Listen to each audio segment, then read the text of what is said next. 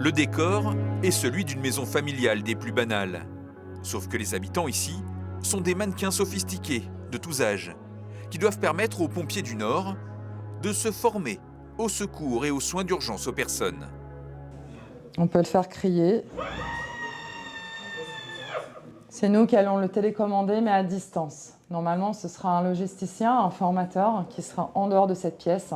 Il y aura un système de vidéo et tout selon ce que les apprenants vont faire comme geste, ils vont faire évaluer le scénario, soit favorablement, soit défavorablement.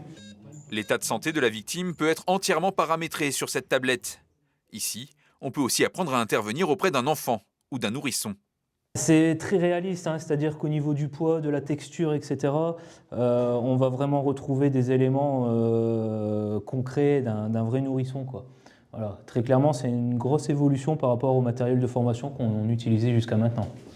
La maison, aménagée pour simuler ces interventions de secours, est un ancien logement de fonction laissé vacant à la caserne de Tourcoing. Mais ce sont surtout ces mannequins et le matériel qui ont coûté le plus cher.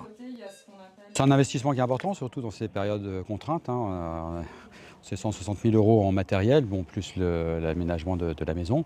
Donc c'est un investissement qui est important, mais qui est utile pour la formation. Pour ce centre de simulation, le SDIS du Nord a bénéficié de fonds européens. Les premières formations ont débuté fin septembre.